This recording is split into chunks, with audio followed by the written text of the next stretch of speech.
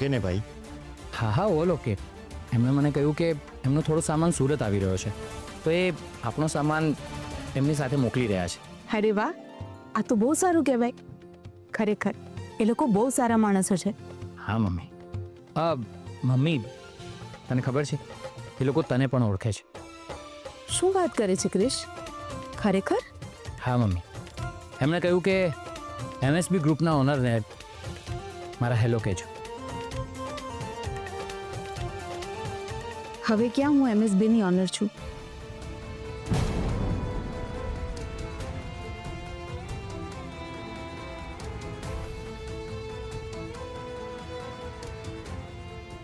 Mummy, તે ખાલી power આપ્યા છે, માલિકી નહીં. MSB ગ્રુપ્સની તું હંમેશા ઓનર હતી, છે અને રહીશ. મમ્મી, હવે તું દુઃખી ના થઈશ. અને હા શોર, તું તારું કામ પતાવીને ફટાફટ આવ, મને તારી જરૂર પડશે. સારું ભાઈ, હું આવું છું. હા, મારે પણ નીકળવું પડશે. મમ્મી, હવે આપણે સામાન લેવા માટે દમણ જવાની જરૂર નથી, તો આપણે એક કામ પતાવી દઈએ. હા.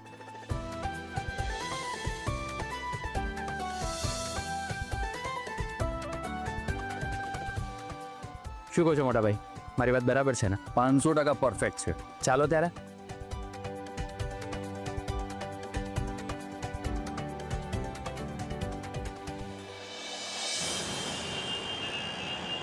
એકવાર મેં તમને સમજાવ્યા હતા કે મારી પાછળ આવવાની ભૂલ જરાય ના કરતા, પણ તમને તો બહુ શોખ હતો ને ડિટેક્ટિવ બનવાનો. વાંધો નહીં, હવે તમારા બધા જ શોખ હું પૂરા કરીશ વર્ષાબેન. મારી વાતો મારા દુશ્મન સુધી પહોંચાડો છો ને? હવે જુઓ હું શું કરું છું. હા બોલ ફિયા. હાય કિયુ બેબી. યુ નો વોટ, મારા ભાઈએ એક મને મસ્ત ઇમ્પોર્ટન્ટ કામ સોંપ્યું છે. શું? આરતી વતી મારે ક્રિશ અને એના પરિવારની હેલ્પ કરવાની છે. વાય? બીકોઝ ક્રિશ અને એનો પરિવાર સ્વાભિમાનની ટોપી પહેરીને ફરે છે, એટલે રશ્મિ અને રાજેશની હેલ્પ લેવા નથી માંગતા, એટલે એમની હેલ્પ મારે કરવી પડશે ને. શેનું સ્વાભિમાન? અરે આખું ઘર ત્યાં ઘર જમાઈની જેમ પડ્યું છે, ત્યારે એમને સ્વાભિમાન યાદ નથી આવતું? જે થાય છે ને એ સારા માટે જ થાય છે.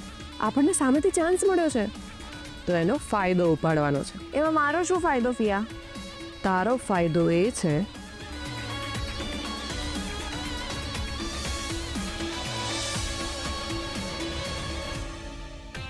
સમજી?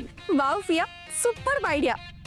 તો પછી તું કહેતી હતી ને ફિયા કે આ ધનંજય કોઈ જ કામમાં નહીં આવે, પણ એને તો આખા ઘરનું સખત કામ કરી દીધું છે. શું? અરે ધનંજયે તો વર્ષાબેનને એટલા ડરાવ્યા કે હવે ફક્ત ધનંજયનો ફોટો પણ જોશો ને તો પણ વર્ષાબેન ડરી જશે.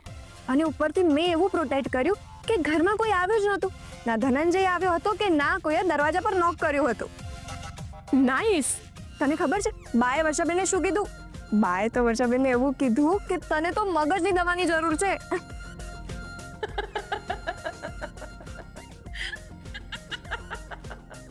Nice truck.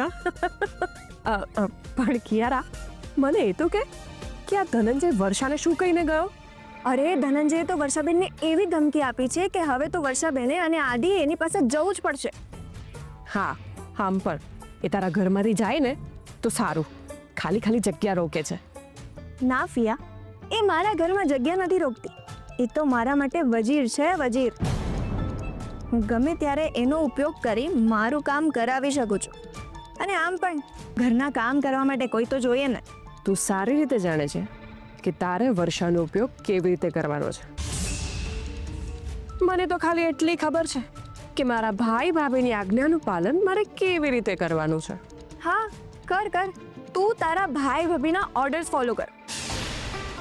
હું હમણાં જ વકીલ સાથે વાત કરું છું અને એને પૂછું છું કે એ લોકો આગળ અપીલ કરે એ પહેલા આપણે શું કરવાના છે. સારું, તું વાત કરી લે, હું પછી ફોન કરું છું.